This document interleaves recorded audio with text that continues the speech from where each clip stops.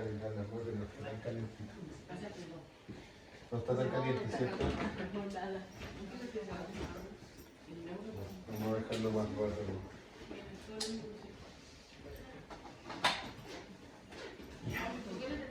Y lo dejamos por bien.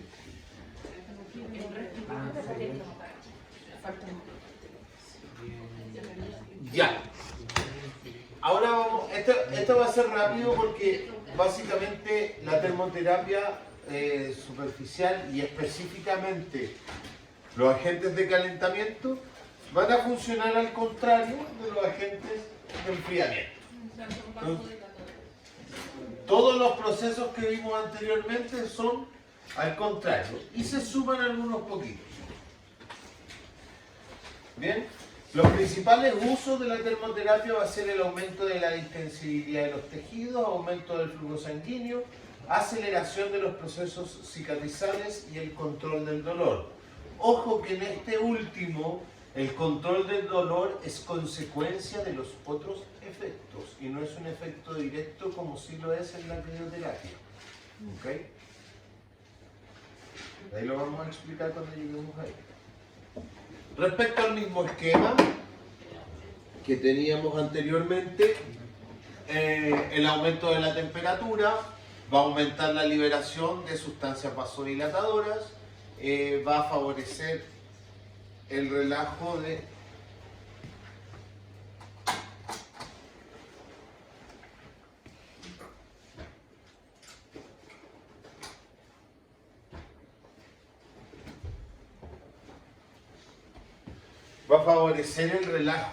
la musculatura de los vasos sanguíneos, del músculo liso.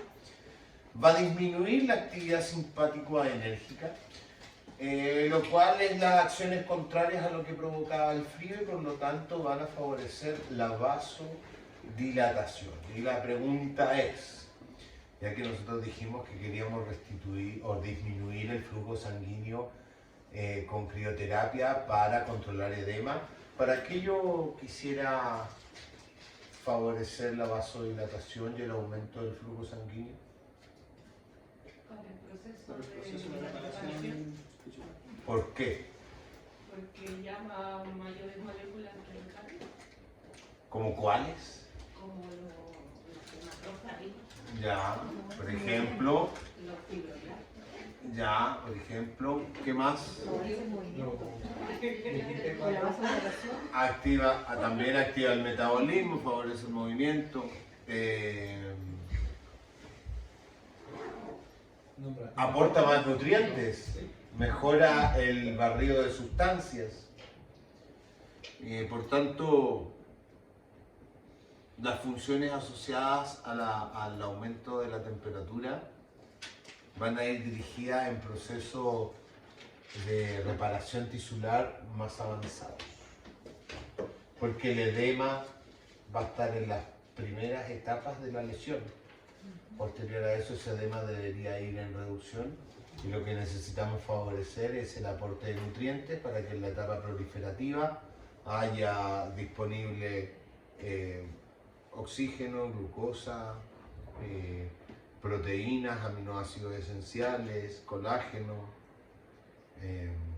los propios neutrófilos, monocitos y células reparadoras que van a favorecer ahí la proliferación del tejido cicatrizal.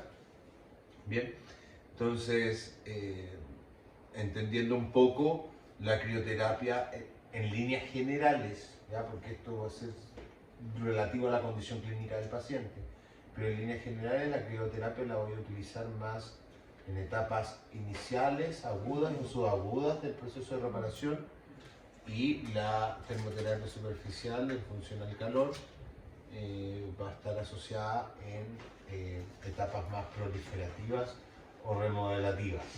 ¿Bien? Respecto a estos mismos efectos hemodinámicos, entender que la vasodilatación va a estar inducida tanto por la relajación del músculo liso como la liberación de óxido nítrico, que ambos son activadores de la relajación muscular.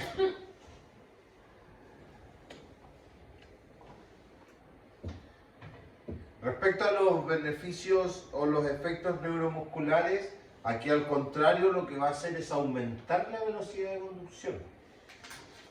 Y se da una proporción teórica respecto a que por 1 grado de temperatura de aumento, la velocidad de conducción va a aumentar en 2 metros por segundo la conducción eléctrica, ¿ya? Por lo tanto voy a favorecer este impulso nervioso.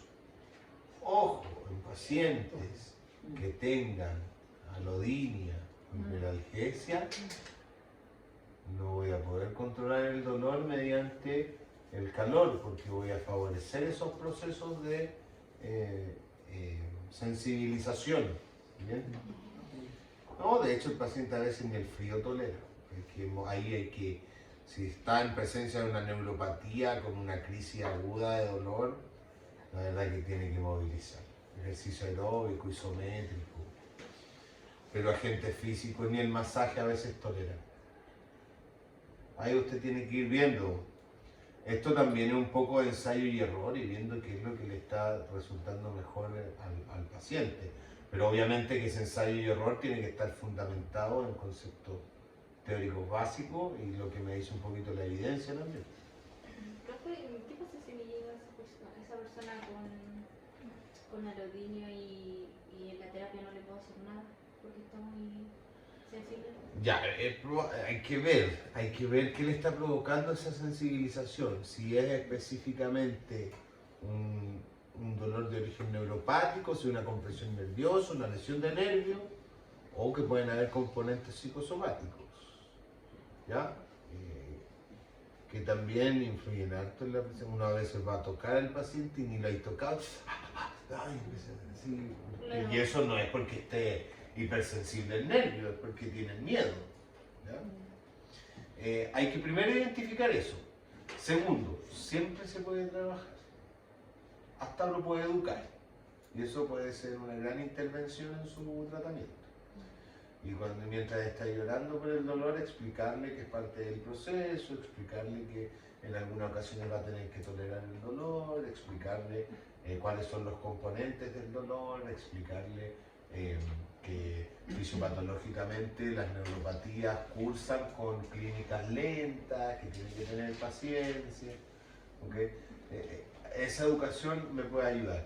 Y realizar ejercicios que no le generen dolor. Esa ha sido una estrategia que yo he utilizado harto en pacientes con miedo a moverse, con distintos tipos de neuropatía, porque la neuropatía hace que me muevo, me duele, entonces no me muevo. Y eso es peor.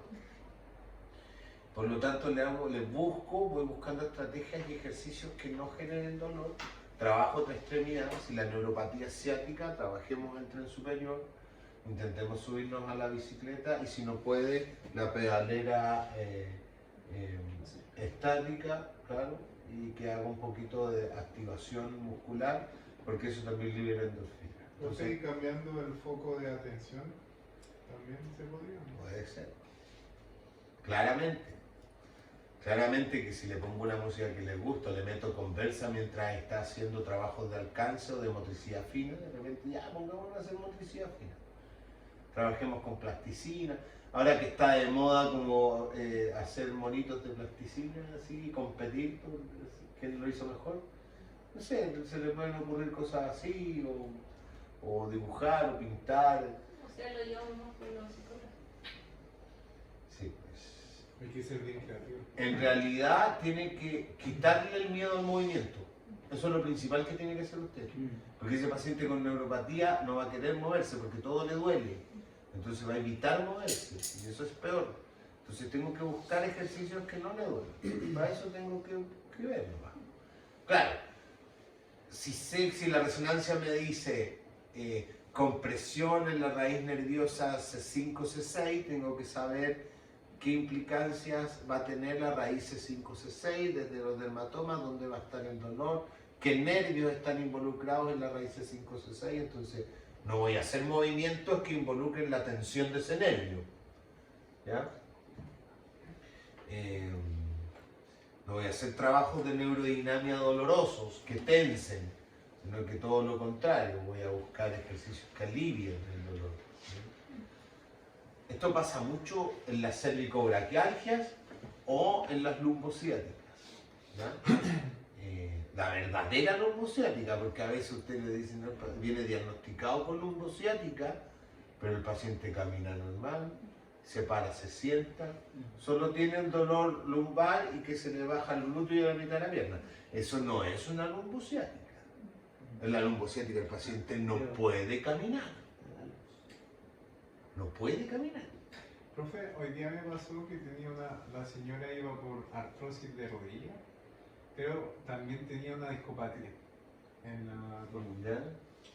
Y bueno, hicimos ejercicios de carga, como para trabajar isquio, y ahí ella decía que le tiraba mucho, que le dolía y que sentía que le iba a dar un tirón. Entonces también tuve que trabajar bastante el tema de como que... Ya, pensemos algo. Usted me dice que el paciente le estaba trabajando ejercicios para fortalecimiento del isquiotibial Sí. y el paciente me está diciendo que le va a dar un tirón. ¿Qué Sí, podría así. pensar yo? ¿Qué pensarían ustedes como terapeuta? ¿Dónde está el problema? Que tiene miedo al... Puede ser un factor, pero vámonos más allá de lo psicológico a lo mecánico. Si usted tiene tensos los hombros, porque está estresado, cuando haga carga de peso, cuando tenga que levantar una caja y dejarlo arriba, ¿qué va a sentir en sus hombros? Porque lo estoy trabajando. Sí. El músculo está fatigado, Claro. cortado, tenso. Ahí lo que habría que haber hecho en ese paciente es hacerle una evaluación de flexibilidad para los isquiotibiales. Porque a lo mejor antes de carga había que haber trabajado flexibilidad dinámica. Que el profe, bueno, el kine que estaba ahí, el motivo de consulta era una artrosis de rodilla. Ok. Entonces yo le consulté, profe, y la discopatía me dijo, no, ella viene por artrosis de rodilla. Entonces tenemos que trabajar la artrosis de rodilla. Y ahí yo dije, claro, ahí me volvió todo esto de que somos cadena, todo lo que nos han enseñado.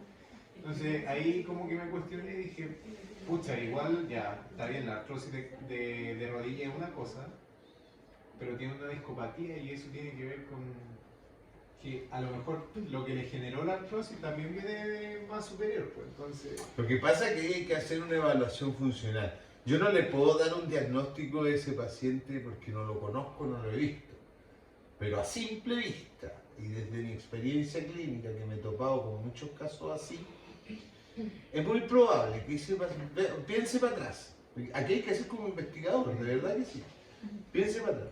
Este paciente está con dolor en sus rodillas. Es muy probable que por harto tiempo... ¿A dónde lo está atendiendo usted? ¿En un CEFAM? En Peñaflor. Ya, entonces se demoran en llamarlos, no los llaman tan rápido. Sí, Entonces es muy probable que este paciente haya estado cojeando harto tiempo. sí. Y si estuvo cojeando harto tiempo por el dolor, es muy probable que se provoquen desbalances musculares en las articulaciones adyacentes, Sí.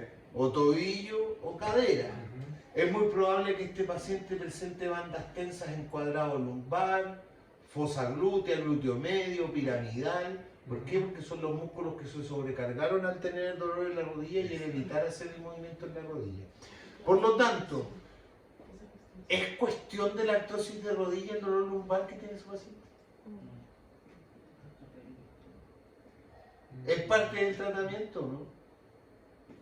Si estamos presumiendo de que a fin de cuentas es la claudicación mantenida por el dolor de rodilla lo que le está provocando el dolor lumbar por sobrecarga muscular.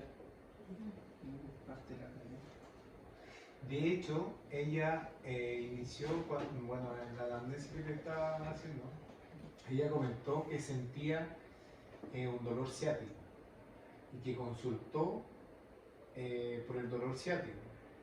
Y ahí le hicieron una resonancia y vieron que tenía una discopatía y a su vez una artrosis de rodilla.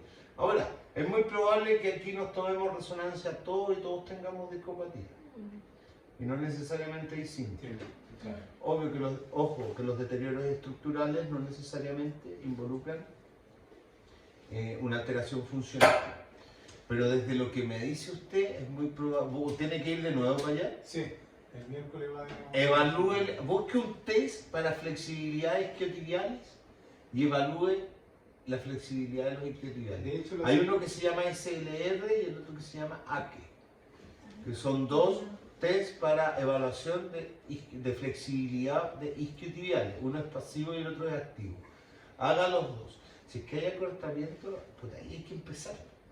De Porque hecho, es muy probable que esté tensa toda la cadena posterior Ujú. y eso esté generando, está traccionando toda la fascia toracolumbar y toda la fascia lumbosacra y eso está generando el dolor, la rigidez. De hecho, el profe me dijo, después de la terapia, me dijo, ¿y ahora qué viene?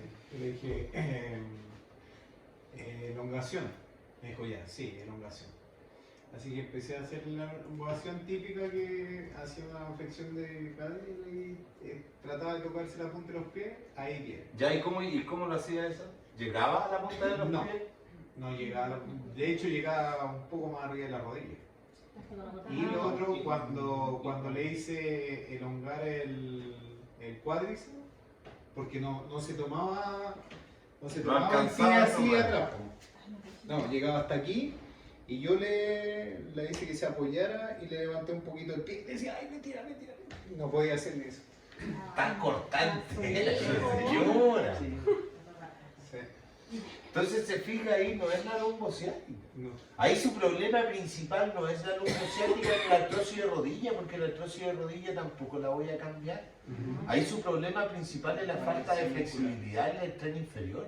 Y ahí es donde hay que trabajar. Eso pasa muchas veces, no tomen como que estoy cuestionando al colega, porque a lo mejor el colega también tiene poco. Yo en mi consulta, bueno, mi consulta no es mía, pero donde trabajo tengo 1 hora y media disponible. Él puede tener 40 minutos. Entonces en esos 30 minutos tiene que hacer maravilla y priorizar Claro. lo que necesite. Y además Pero es el único, porque está atendiendo 3 pacientes. entonces es complejo, pero en ese caso hay que tener ojo, porque a lo mejor el ejercicio de fortalecimiento en este momento de la terapia no le sirve. Necesita primero flexibilizar. Y después de que flexibilice y que mejore la flexibilidad dinámica, estática, como usted quiera, empezar a hacer fortalecimiento. Porque si no estoy fortaleciendo un músculo que está cortado. Entonces le estoy disminuyendo el rango de movimiento. Claro, y lo peor es que el miércoles termina la terapia. Hasta bueno. Dale, Silvia, que Sí, dale tu tarjeta. Mire, lo mejor que podría hacer con esa paciente usted es crear una rutina de ejercicios de flexibilidad para el tren inferior, que lo puede hacer ella, evidentemente, no le va a hacer una sesión de yoga así, que lo pueda hacer la paciente y mandárselos para casa, para que ella lo repita constantemente en su casa después de la ducha. Porque después de la duchita de agua caliente, flexibilizamos los tejidos y después que lo aplique. Y eso podría hacer como para ayudarnos un poco ahí en ese problema. Pero es importante poder detectar esas cosas. Profe, Dígame. si yo fortalezco un músculo acortado, ¿se puede cortar? ¿Como por abulsión? Es difícil que un músculo se acorte por avulsión, pero podría ser un factor de riesgo, ¿ya? Porque el músculo no tiene la flexibilidad. Entonces, en el momento en que yo exijo una contracción excéntrica, el músculo no va a tener la capacidad de flexibilizar y puede avulsionar. Sí, podría ser. Se relaja y se flexibiliza. En esos casos así. Al estar acortado. Es que ojo que también puede hacer flexibilización dinámica, ¿ya? Porque la flexibilización estática tampoco sirve mucho, porque el paciente no le está dando una intención al movimiento, sino que se está dejando llevar por un estímulo externo. Entonces no estoy incorporando mecanismos conscientes en la corteza. Me estoy escapando para otro lado, chiquillos, pero es súper importante. Porque el paciente no está haciendo un movimiento activo, no está planificando en su mente lo que tengo que hacer. Entonces esa expresión cortical no está teniendo los beneficios que sí debería tener. Entonces siempre va a ser mejor que el paciente lo haga. Que yo le enseñe una estrategia terapéutica. Que yo le enseñe una secuencia de ejercicios y de movimientos en los cuales los vaya cambiando y los mantenga 5 segundos cada posición. Hay fracciones del saludo al sol que sirven mucho, ¿ya? Para ese tipo de flexibilidad. Pero ojo, que si el paciente es hipertenso o si tiene ciertos grados de vértigo, los cambios de posición pueden provocar mareo, pérdidas de Ella es hipertensa y tiene una... Miren, el clásico isquiotibial de cúbito supino, usted agarra una cincha rígida en el extremo del pie y que vaya arriba, que mantenga 5 segundos y que vuelva. O el otro que se lo coloca aquí en la zona popitria con flexión de cadera 90, flexión de rodilla y ella queda firmada y de aquí empieza a movilizar. Arriba mantengo 5 segundos, vuelvo. Esas son movilizaciones dinámicas para los isquiotibiales. Para el cuádriceps, una estocada. Una estocada con apoyo, si no quiero que haga fuerza. Que se afirme en otra silla y que ponga otra silla con el pie aquí atrás y que de ahí empiece a estirar. Y vuelvo. Y ahí estoy haciendo ejercicios simples de movilidad, de amplitud de rango de movimiento, hasta donde ella pueda controlar y de a poco que vaya mejorando. Y lo peor, profe, es que ya es la segunda terapia, porque ya tuvo 10. ¿Y el dolor por lo menos ha disminuido? No, dice. Pues ahí hay un mal. O sea, discúlpeme que se lo diga, y con respeto al colega, es que no le están poniendo la atención, a lo mejor está trabajando muy genérico, muy porque artrosis, todo lo mismo para la artrosis. Exacto. Eso es un error muy común, que yo espero que ustedes no lo cometan. Sí, porque vi 4 pacientes con artrosis y fueron los mismos. Y tú ganas una rodilla, ¿cierto? Sí. No, y muchas veces, y a mí también me pasa, me llegan los pacientes con alteración del ligamento cruzado o con ruptura del manguito rotador y los ejercicios son más o menos los mismos. Pero a lo mejor va a haber un paciente que no está evolucionando a ese protocolo de tratamiento. Y si yo veo que en la quinta, sexta sesión no ha mejorado, tengo que cambiar la estrategia. Tengo que ver qué me faltó, qué no observé. O de repente muchas veces uno va evaluando en la medida en que van avanzando las sesiones. Y voy viendo a medida en que le pongo un ejercicio más dificultoso si lo logra o no lo logra, si vamos progresando o no. Sí, porque esta señora termina la terapia, va a evaluación con el médico y el médico le va a dar 10 más. Pero así podría estar eternamente. O sea, evidentemente que el ejercicio físico jamás le va a hacer mal. Enfocando en la artrosis. Pero, y está bien porque la artrosis necesitamos generar la estabilidad en la articulación desde los músculos, para que los músculos absorban mayor carga que la articulación. Eso está bien. Pero el músculo, para que sea un músculo sano, tiene que ser fuerte y flexible, porque es elástico. Porque si no tiene riesgo de lesión. Un músculo acortado tiene mucho más riesgo de lesión. Evidentemente que a lo mejor la señora no le va a lograr una flexibilidad porque a lo mejor nunca haya elongó en su vida. Pero mejorarlo un poco, sí. Lo que pasa es que a la gente no le gusta elongar porque duele. Bien, efectos neuromusculares.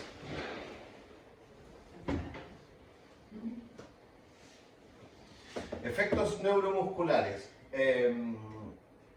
El aumento del umbral del dolor, como lo señalé anteriormente, está relacionado con otros efectos. Y en sumatoria de los otros efectos modula el dolor.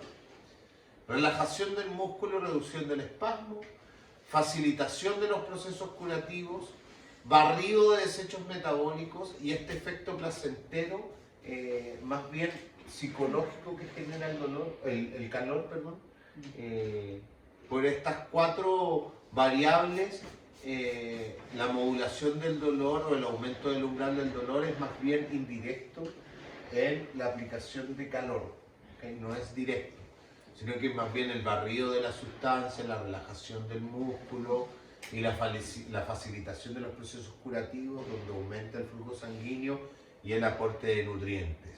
Además de este efecto placentero que tener algo calentito en el hombro y la espalda o hasta en las manos ya es agradable, ¿no?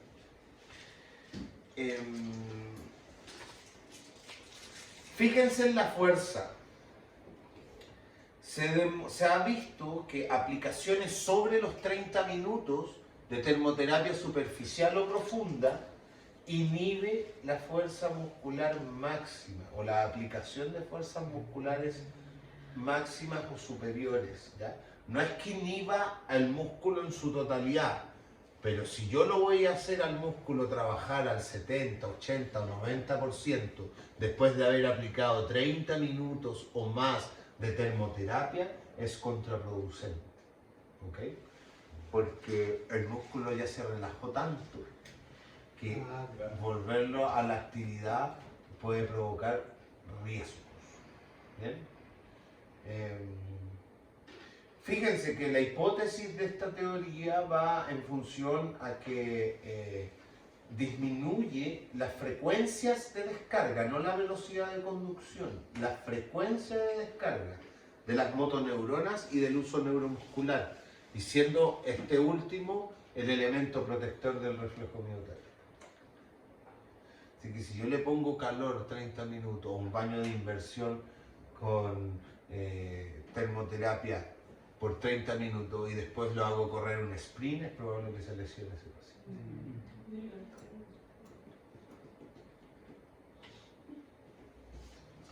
Metabólicamente,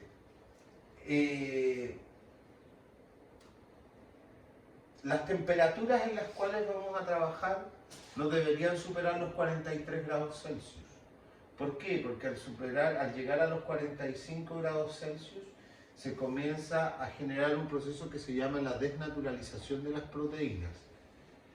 Y en explicación simple, porque claramente que aquí hay una reacción química detrás, bioquímica, pero en explicación simple, si esto es la cadena de aminoácidos o de péptidos unida en una proteína, la desnaturalización es que esto se vuelve más dúctil, más flácido, menos enredado, por decirlo de alguna manera. Entonces, esta proteína va a tener mayor capacidad de distensión, ¿bien? O de deformación, ¿ok? Este proceso es reversible, ¿bien? Pero desde los 45 grados en adelante pudiese, y si es que aumenta aún más la temperatura, pudiese volverse irreversible. Y por lo tanto, esa función que tienen las proteínas de sostén, de tolerancia a la carga mecánica, se empieza a perder. ¿Bien? ¿Entender algo? El compresero puede estar a 70 grados, la temperatura de la compresa puede estar a 70 grados, pero la interacción del guatero con la toalla, con el aire y la disipación de esa energía no debería provocar que el tejido biológico llegue más allá de los 45 grados, 43. Si yo lo quiero monitorizar con exactitud, debería tener un termómetro de infrarrojo para poder ir monitorizando a la temperatura que se encuentra el tejido, para poder controlar bien este límite. Pero por lo general es muy difícil llegar a estos 45, a no ser que le puso un aislante muy chico, la compresa está muy caliente, puso una compresa muy grande en un territorio muy pequeño, entonces todos esos factores van a ir sumando a que esta temperatura aumente muy rápido o en niveles no terapéuticos. Profe, si no cuenta con ese termómetro, es bueno guiarse por la... A ver, ¿cómo decirlo? Por lo que le diga el paciente. Si está muy Uno, caliente. uno es eso, estarle preguntando siempre, tiene que ser una sensación Si no está agradable. caliente, ya. Lo otro, ver los signos clínicos, el enrojecimiento, ¿cierto? La hiperemia que se va generando. Ujú.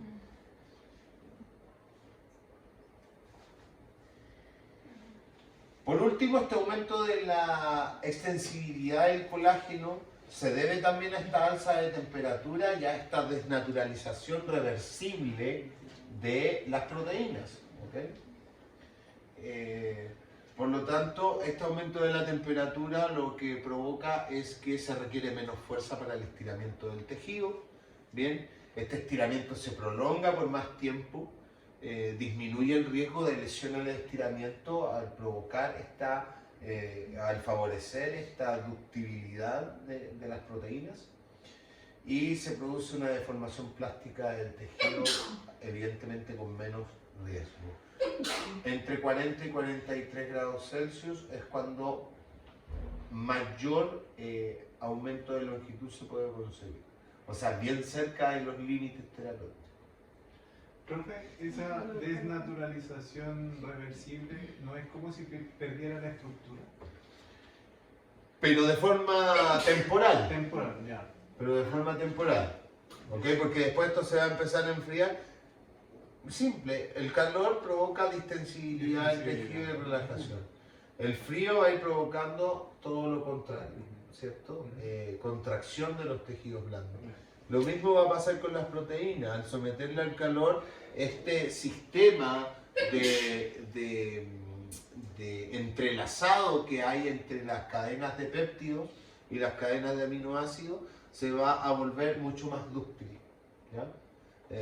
Entonces eso me va a favorecer esa distensibilidad de los tejidos, pero si la temperatura es más elevada de 45 grados y se mantiene en el tiempo, estas cadenas se van a empezar a romper.